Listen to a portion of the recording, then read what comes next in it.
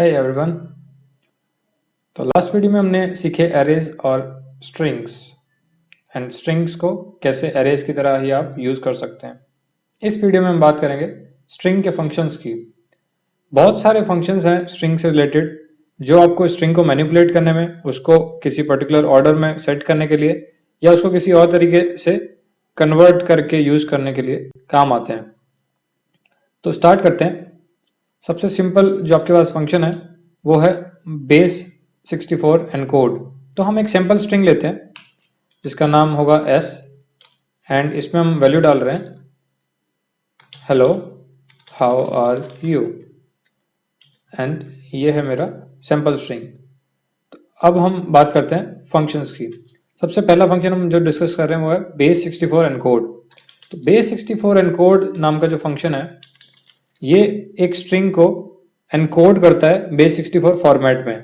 Base 64 format वो format है जिससे आप वेब ब्राउजर्स के लिए डेटा को एनकोड करके भेज सकते हैं एंड उसको रिट्रीव कर सकते हैं सो दैट बीच में कोई एरर्स ना आए किसी भी स्पेशल कैरेक्टर की वजह से। तो बेस 64 एनकोडिंग और डिकोडिंग दोनों ही बहुत काम की है जब आप यूआरएल्स के साथ कुछ भी एक्सपेरिमेंट कर रहे होते हैं तब। तो बेस 64 अंडरस्कोर एनकोड इसका जो फॉर्मेट है आप फंक्शन की तरह यूज करेंगे। तो सारे फंक्शंस को जैसे हम यूज करते हैं राउंड ब्रैकेट्स के साथ वैसे यूज करेंगे एंड इसके अंदर आप स्ट्रिंग डालेंगे जिसको आपको एनकोड करना है। तो मैं $s को एनकोड कर रहा हूँ एंड इसको प्रिंट करने के लिए हम यूज करेंगे एको फंक्शन एको एंड अब मैं इसको रीलोड कर रहा हूँ। अब आप देख रहे हैं कि इसका जो फॉर्मेट है ये चेंज हो गया है। ये कुछ ऐसा दिख रहा है जो कि था हेलो हाउ आर यू का। तो इसके कैरेक्टर्स जो हैं वो एकदम चेंज हो गए हैं एंड ये एनकोडिंग रिवर्सिबल है। मतलब आप एक तरीके से वापस इसी स्ट्रिंग को अगर यूज करेंगे तो आपको फिर से $s हमें मिल जाएगा। तो ये रिवर्सिबल फंक्शन है। ये सिर्फ और सिर्फ इसीलिए काम आता है सो दैट हम एक्स्ट्रा स्पेशल कैरेक्टर्स को भी स्ट्रिंग्स के साथ एंड यूआरएल्स में भेज सकें एंड उनको वापस रिट्रीव भी कर सकें। तो एक हम यूआरएल का एग्जांपल भी लेते हैं। मैं एक यूआरएल लिख रहा हूँ https google.com एंड अब मैं इस स्ट्रिंग को इस फंक्शन में भेजूंगा URL। अब मैं इसको करूंगा रीलोड। तो ये आपका बन गया है टोटल स्ट्रिंग। अब मैं इसको कॉपी करूंगा। अब मैं ये दूसरा फंक्शन यूज करूंगा जो है डिकोडिंग फंक्शन। तो पहले मैं यहाँ पर ब्रेक देता हूँ एंड उसके बाद मैं प्रिंट करता हूँ बेस 64 डिकोड फंक्शन से डिकोड फंक्शन में मैं ये स्ट्रिंग इनपुट कर रहा हूँ जो हमें एनकोड से मिली थी। अब मैं जब इसको रीलोड करूंगा तो अब आप देख रहे हैं कि लाइन नंबर 2 में आपको वापस वही मिल गया https google.com। तो है ना ये कितना सही फंक्शन और काफी यूजफुल भी है। ये फंक्शन आपको कई बार यूज करना पड़ेगा जब आप फॉर्म्स वगैरह बनाएंगे तो उसमें यूआरएल के लिए आपको जो पैरामीटर्स देने होते हैं तो कई बार उसमें आपको यूजेज इसका मिलेगा। आपको बस ये एक चीज ध्यान रखनी है कि बेस 64 एनकोड या डिकोड से आपका जो टेक्स्ट है उसका जो साइज है अप्रोक्सीमेटली 30% बढ़ जाता है।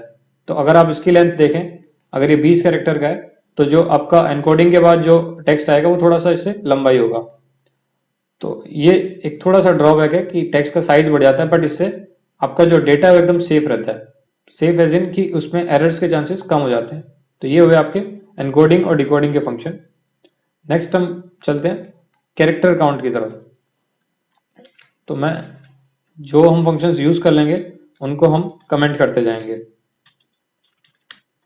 नेक्स्ट फंक्शन जो है वो हम यूज करेंगे काउंट कैर्स। तो काउंट कैर्स जो फंक्शन है यानी काउंट कैरेक्टर्स, ये सारे के सारे जो स्ट्रिंग में कैरेक्टर्स यूज हो रहे हैं उनके बारे में इंफॉर्मेशन प्रेजेंट करता है।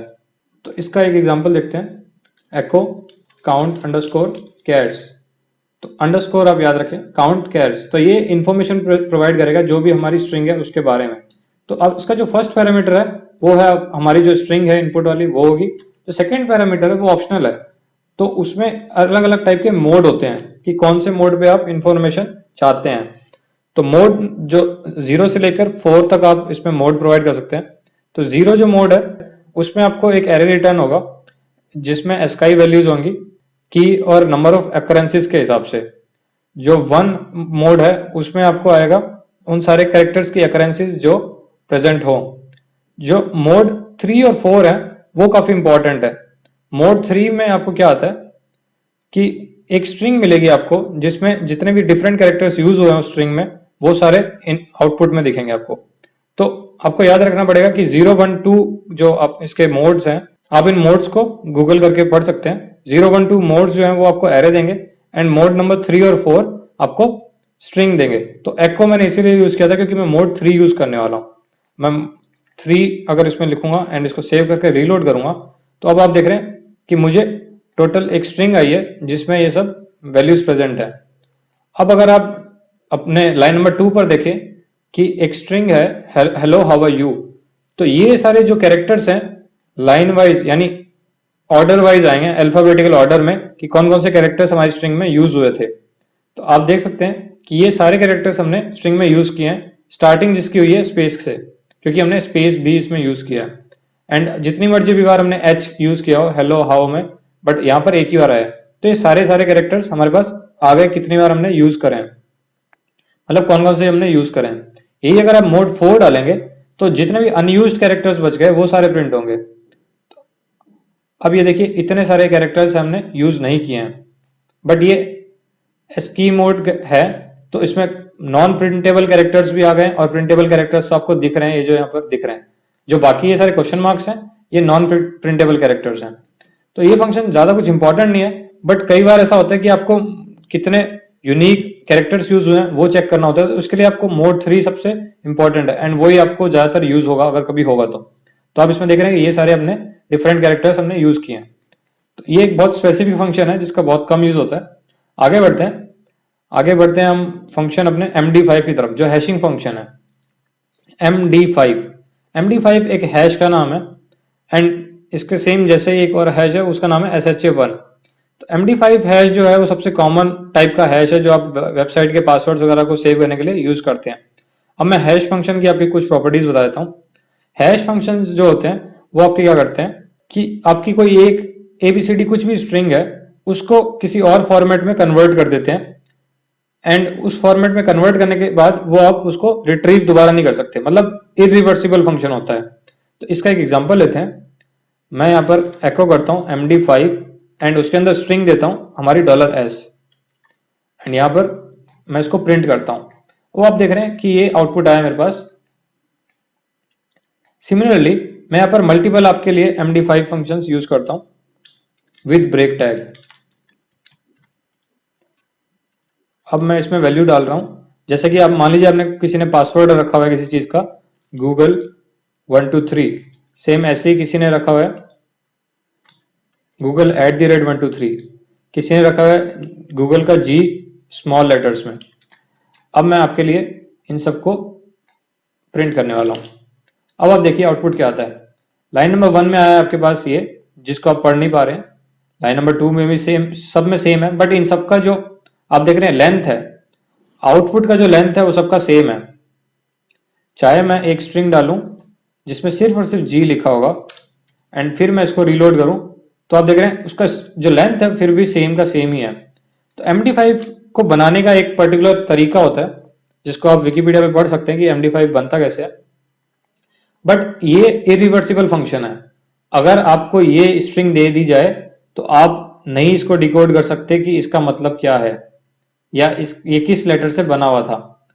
उसको चेक करने का एक ही तरीका है जो है ब्रूट फोर्स। ब्रूट फोर्स मतलब कि आप सारे के सारे इनपुट यहाँ पर डाल के देखेंगे एंड उसके बाद आप सोचेंगे कि काश ऐसा कुछ आंसर आ जाए। तो ये होता है आपका MD5 हैशिंग। या कोई से भी हैशिंग फंक्शन यूज करेंगे तो उसकी ये प्रॉपर्टी होती है कि आप लेंथ कुछ भी डालें एक फिक्स लेंथ का आउटपुट आएगा। दूसरी चीज कि वो इरिवर्सिबल होगा, इस वैल्यू से जो आउटपुट वैल्यू है उससे आप इनपुट पता नहीं कर सकते। तो आपके जो पासवर्ड्स वगैरह हैं वो हम कहते हैं ना कि प्लेन टेक्स्ट में स्टोर नहीं करना चाहिए, तो उसको हम हैशिंग फंक्शन में स्टोर करते हैं। ऐसा हैश बना के हम डेटाबेस में सेव कर देते हैं। तो अगर मान लीजिए आपका डेटाबेस हैक भी हो जाए तो कोई आपका एक्चुअल पासवर्ड ना जान पाए। आप हमेशा जो भी अगर हैकर होगा वो आपका ये स्ट्रिंग देखेगा तो उसको आपका करेक्ट एक्चुअल जो पासवर्ड है वो तो पता नहीं चला ना, आपका पासवर्ड तो सेफ रहा। अगर आपने पासवर्ड डाला था Google 123 तो ये पासवर्ड तो हैकर को नहीं दिखा ना। तो हैशिंग फंक्शन इसलिए इंपॉर्टेंट है। अब जब आप किसी भी लॉगिन पेज में लॉगिन करते हैं तो यूजर नेम तो आपने डाल दिया, बट जब आप पासवर्ड डालते हैं तो पासवर्ड सर्वर पे जाते ही पहले उसका हैश बनता है। हैश बन के वो इससे मैच करते हैं। अगर हमने इसको मैच किया तो दोनों हैश सेम आ जाएंगे क्योंकि स्ट्रिंग सेम थी। तो एक चीज आप याद रखें कि अगर दो केसेस में इनपुट थोड़ा सा भी डिफरेंट है तो उसका हैश कभी मैच नहीं करेगा। अगर इनपुट एग्जैक्टली सेम है तो हैश हमेशा मैच करेंगे। तो अगर मैं लाइन नंबर 11 को डुप्लीकेट कर दूं एंड रीलोड करूं तो आप देखेंगे कि A8 वाली जो लाइन है ये exactly same to same hash create हुआ है। तो अगर आपने पहले ये पासवर्ड रखा हुआ था एंड उसके बाद आपने जब दोबारा लॉगिन करने की कोशिश की तो आपने जब दोबारा ये गूगल 123 डाला तो फिर से हैश जनरेट होगा एंड मैच करा जाएगा लाइन नंबर 2 और लाइन नंबर 3 को। जब ये दोनों एग्जैक्टली मैच हो गए तो इसका मतलब आपका पासवर्ड सही था। तो असली पासवर्ड तो किसी को भी नहीं पता चला। तो ये डिफरेंस है हैशिंग में और सिंपल पासवर्ड सेव करने में। अब जैसे बेस 64 वाला जो एनकोडिंग डिकोडिंग फंक्शन थे वो रिवर्सिबल थे आपके, कि एनकोड करने के बाद फिर से कोई डिकोड भी कर सकता है, बट हैशिंग फंक्शन के साथ ऐसा नहीं होता। तो ये है आपका MD5 का एक एग्जांपल। सेम ऐसे एक और एग्जांपल मैं आपको देता हूं। MD5 के अलावा जो फंक्शन है वो है SHA1। SHA1 के लिए आप रीलोड करेंगे तो अब आप देख रहे हैं आपके पास ये आउटपुट आया है, बट ये MD5 से थोड़ा सा बड़ा है। तो ये इसका एक अलग प्रॉपर्टी है, ये थोड़ा सा लंबा हैश होता है बट ये MD5 से ज्यादा सिक्योर है। तो SHA1 भी लोग यूज करते हैं, SHA256 भी है और ब्लोफिश और कई टाइप के आपके ऐसे हैशिंग फंक्शंस हैं, तो आप उनके बारे में पढ़ सकते हैं। MD5 और SHA1 बहुत कॉमनली यूज होते हैं, इसलिए मैंने आपको एग्जाम्पल में उनके बता दिए। ये इनबिल्ट फंक्शन है PHP के। अब आगे बढ़ते हैं। अब हम बात करते हैं एक्सप्लोड फंक्शन की। एक्सप्लोड फंक्शन क्या करता है, जैसे आप अगर एक इंग्लिश में एक्सप्लोड का मतलब क्या होता है कि फैल जाना या फट जाना। तो जब कोई बॉम्ब का एक्सप्लोजन होता है तो वो चीज वो एरिया में पूरे फैल जाता है, राइट। तो एक्सप्लोजन जब फैलता है तो सेम वैसी एक्सप्लोड फंक्शन है। एक्सप्लोड फंक्शन क्या करता है, किसी एक स्ट्रिंग को अलग अलग टुकड़ों में बांट देता है। एंड कैसे बांटता है, वो किसी एक पर्टिकुलर कैरेक्टर के हिसाब से बांटता है कि जैसे ये कैरेक्टर दिखा उसको तोड़ दिया जाए एंड तोड़ के उसको एक एरे के अंदर स्टोर कर दिया जाता है। तो एक एग्जांपल देखते हैं।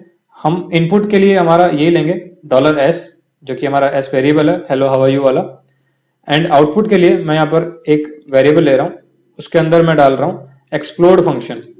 एक्सप्लोड फंक्शन के इनपुट होते हैं, मतलब अलग अलग आर्ग्यूमेंट्स होते हैं। तो सबसे पहले जो आप डालेंगे वो आप डालेंगे कि कौन से कैरेक्टर के हिसाब से आपको उसको ब्रेक करना है। तो मैं ब्रेक के लिए यहाँ पर स्पेस डाल रहा हूँ। स्पेस डाल दिया मैंने, तो जहां पे भी स्पेस दिखेगा स्ट्रिंग में उसको तोड़ दिया जाएगा। एंड अब मैं डाल रहा हूं जो हमारी इनपुट स्ट्रिंग है वो है $S। अब मैं उसको सेव किया एंड इसको प्रिंट करने के लिए हमें पता है कि एक्सप्लोड फंक्शन हमेशा एक एरे रिटर्न करता है। तो मैं यहाँ पर प्रिंट R यूज कर रहा हूं आउटपुट को प्रिंट करने के लिए। अब मैं इसको रीलोड करता हूं। रीलोड करके आपको दिख रहा है कि हमें आंसर में एरे मिला एक। तो इस एरे के 4 टोटल एलिमेंट्स हैं, 0 1 2 3। एंड आपको दिख रहा है कि ये स्पेस जहां पे भी दिखा तो अलग एक एरे का एलिमेंट बन गया। स्पेस के हिसाब से इसने इसको तोड़ दिया। यही चीज मैं लेट से इसके अंदर कैरेक्टर डाल देता हूं O। अब जहां जहां इसको O कैरेक्टर दिखेगा ये नया एलिमेंट उसको बना देगा। अब मैं इसको रीलोड करता हूं तो आप देख रहे हैं कि पहले बना हेल्प क्योंकि उसके बाद O था, उसके बाद हाउ वाला बना, उसके बाद WR वाला बना एंड फिर U से पहले जो O था उसके लिए टूट गया। तो ऐसे हम इसको एक्सप्लोड कर सकते हैं। अब एक्सप्लोड हमने कर दिया है तो हमारे पास एक और फंक्शन है जिसका नाम है इम्प्लोड। तो इम्प्लोड फंक्शन हम ट्राई करते हैं। इम्प्लोड का सेम एग्जैक्टली इसका उल्टा ही है, इम्प्लोड भी कहते हैं उसको, ज्वाइन भी कहते हैं। तो इम्प्लोड फंक्शन के लिए जो आपका इनपुट बनेगा वो आपका बनेगा सेम वही एरे जिसको हमने तोड़ा था। तो इम्प्लोड फंक्शन का इनपुट होता है, जो इनपुट आर्ग्यूमेंट होता है वो होता है एरे, और जो आउटपुट आर्ग्यूमेंट होता है वो होता है स्ट्रिंग। तो इसको हम डायरेक्टली एको में भी यूज कर सकते हैं, एको एंड इम्प्लोड। अब हम सबसे पहले इसमें आर्ग्यूमेंट देंगे कि कौन से कैरेक्टर पे हमें इसको जोड़ना है। तो हम इसको जोड़ेंगे O से एंड फिर इसमें जो सेकंड आर्ग्यूमेंट देंगे वो हम देंगे वापस हमारा एरे।